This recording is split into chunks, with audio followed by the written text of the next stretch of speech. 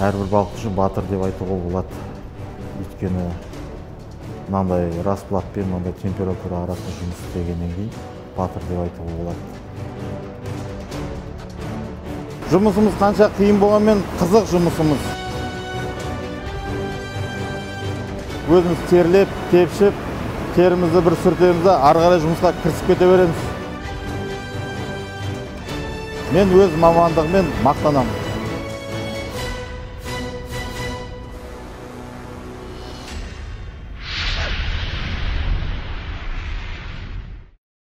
Мен 1975 жылы ақпан айында дүниеге келдім осы Жезқазған қаласында. Осы Жезқазған қаласында туып, өніп, өсіп, 7-ші орта мектепті бітіріп, мектеп бітіргеннен кейін 93 жылы тамыз айында осы ата-әке жолдарын қуып, осы Жезқазған мыс балқыту заводына жұмысқа орналастым, балқытушы болып. Содан бері міне 30 жылға жуық жұмыс істеп келе жатырмын.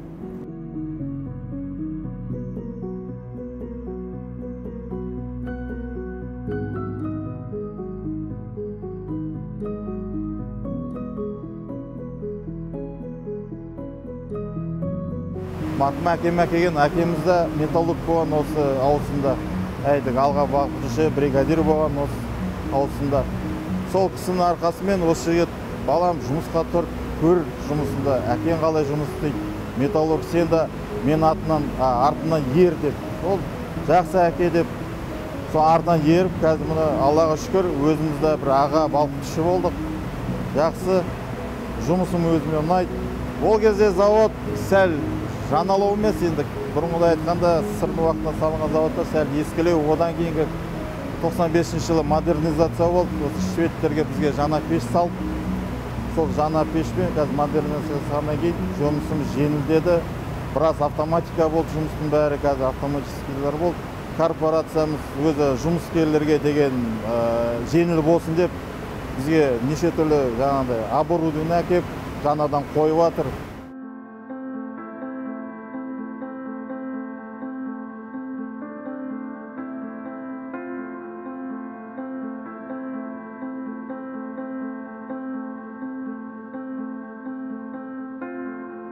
Жұмыстың процесіне тоқталатын болсақ, басында біз шихта дайындау цехнан бізге транспортерный лента арқылы, конвейерлер арқылы пешке гранулированный шихта береді.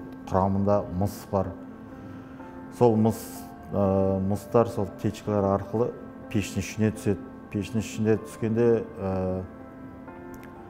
1200-1500 градуста балқытып,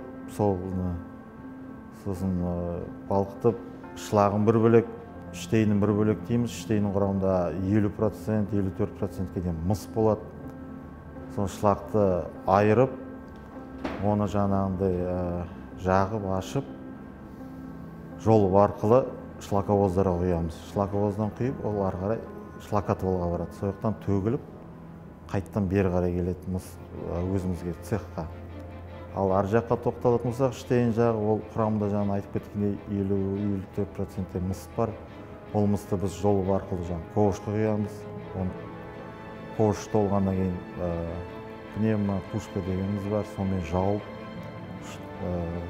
шторды көтеріп, ары қарай кран кеп, сол ковшты көтеріп, ары қарай конвертный пешке құяды. Ары жақта өздері конвертшіктер процесс жасап, мыс шығарады, мыс пісіреді. Содан ары қарай мыс пісіргеннен кейін уже анод бөлімшесіне кранмен тасымалдайды. Сояқтан уже дайын продукция катодымен мыс шығады.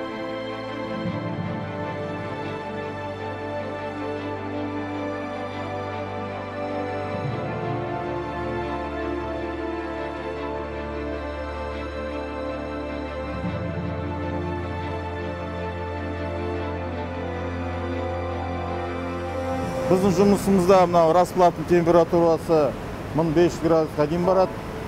Сондықтан үстімізге мынандай өзі берілген қауіпсіздік киімдерімізбен, сақтандыру киімдерімізбен осылай жұмыс істейміз.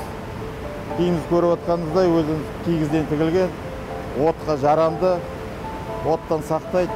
Жұмыс ауыр, жаңағыдай температурасы көп болғаннан кейін өзіміз терлеп, тепшіп, терімізді бір сүртеміз де, ары қарай жұмысқа кірісіп кете береміз. Онда бізде демалып, шамалы болса да, бірақ жұмысымыз тоқтамайды. Жұмысымыз қанша қиын болғанмен қызық жұмысымыз. Адреналин болады кейде осылай беріп, осы план берсем екен деп, сондай ниетмен жүреміз.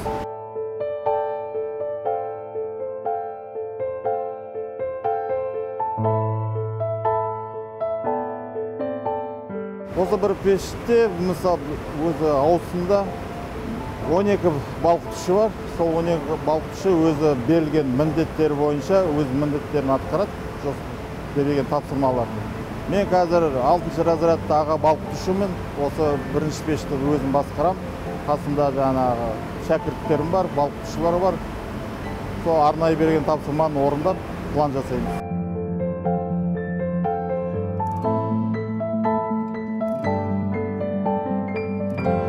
Ақылбек коллективте енді ответственный адам, жұмысқа өте қатты қарайтын адам. Бүкіл адамдарды, мысалы, жаңадан келген плавильщиктерді жұмысқа алып келген адам, соның қолына береміз тапсырамыз, стажерларды үйрету үшін. Негізі балқытушы болған енді әр адам көтеріп істей алмайтын адам негізі. Оны жай келіп бір нәрсені істемеуге, оны ответственный подход керек, енді балқытты процессті білу керек. Соны Ақылбек, соның бәрін ота, доя дегенде бәрін үйретіп шығады. Соңын шыққан плавильщиктер өте жақсы адамдар, жақсы плавильщиктер болып шығады. Шәкірттерді алдымен келгенде жаңағындай қауіпсіздік ережелерімен таныстырамыз, пеште қалай жүруін таныстырамыз, артық еш жерге бармайтынды байқап жүрсін деп таныстырамыз. Бірінші 10 күндік сонда тәжірибе өтеді. Одан кейін практически тәжірибе өтеді, қасымызда жүреді. Осы қазіргі қазақтың смелдing бойынша шәкірттер 1 жылға дейін жүреді. Шәкірттің қасы сол 1 жыл қасында жүргенде осы көп нәрсені үйретіп, түсіндіріп, ары қарай күшті қылып балқытушы шығарамыз. Ең алғаш осы 2010 жылы осы заводқа тұрғанда өзім наставник деп ұстазым Қалмекеев Ақылбек Мыңбайұлы, сол кісі осы металлург мамандығының қыр-сырын бәрін үйреткен. Қалай жұмыс істеу керек, барлығын сол кісінің тәлім-тәрбиесімен үйреніп келе жатырмын. Шүкір, қазіргі 11 жылдан асты осы істеп жатқаныма. Осы жеткен жетістігім, шүкір, сол Ақылбек Мыңбайұлының еңбегі деп сенемін.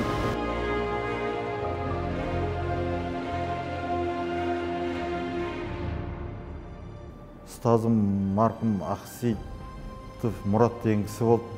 Сол кісі өз білгенін маған үйретіп, көрсетіп, осындай айтып, осындай жұмысын ауыр, әкеңді ұятқа қалдырма, аталарыңды ұятқа қалдырма, әйдік металлург бол деп тілектерін, лебіздерін айтып отырады. Сол кісілердің арқасында үйреніп, олар маған үйреткен нәрсе мен кейін өзі жастарға, кейінгі шәкірттерге үйретіп, өз білгенімді бәрін толықтай айтуға бәріне тырысып отырмыз.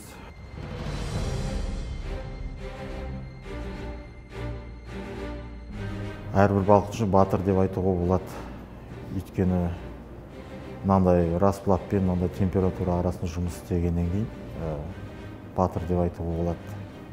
Жұмыс басталғалы сол 8 сағат сол отпен арпалып жүреді ғой жігіттер. Нағыз батырлар болады.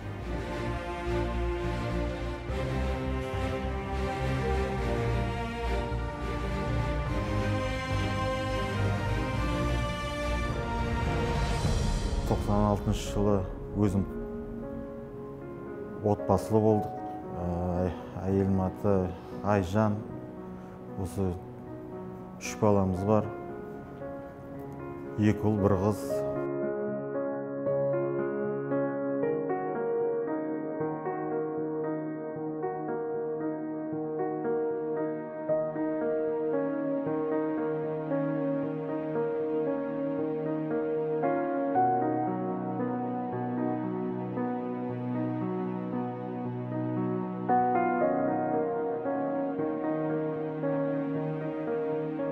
Ақылбек, жолдасым Ақылбек, отағасы өте мейірімді, бала немерелерін өте жақсы көреді, балаларына деген өзінің ақылын айтып отырады, жолдарын көрсетіп, білмегенін айтып, жол сілтеп, біраз ақылдарын айтып отырады. Өзім корпорацияда жұмыс істегеннен кейін өзім жолдасының жаңағы жұмысын жақсы түсіне білемін, көзқарасым да дұрыс, жұмысына өте түсінікпен қарап, жаңағындай сменмен істесе де, қай сменде жүрсе де өзін жақсы күтіп алып, өзінің сол саланы түсінгеннен кейін жаңа жұмысын жақсы қарап не қыламын, енді қабылдаймын.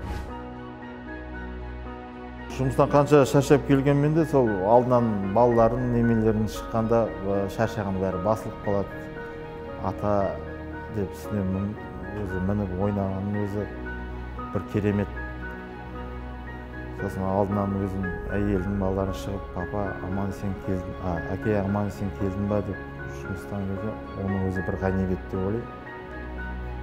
Ол семьямен, отбасымен көп болады өзім қалаймын.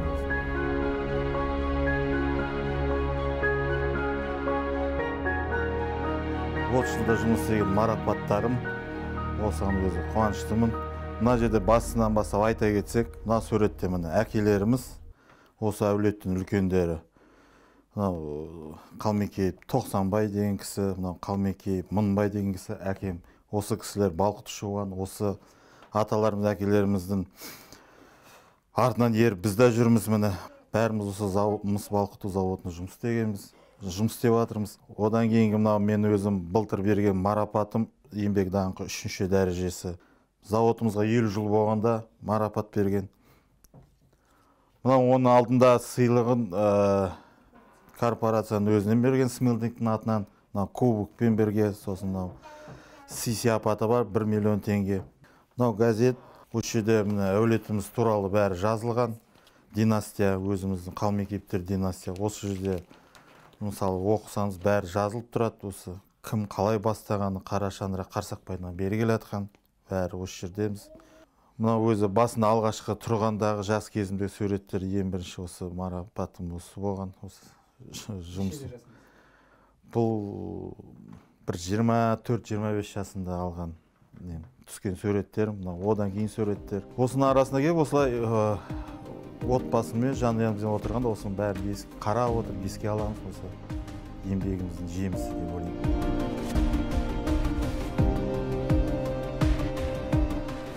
Мен осы жұмыс істеген уақытыма 30 жыл болады. Осы 30 жылда неше түрлі жағдайлар болды.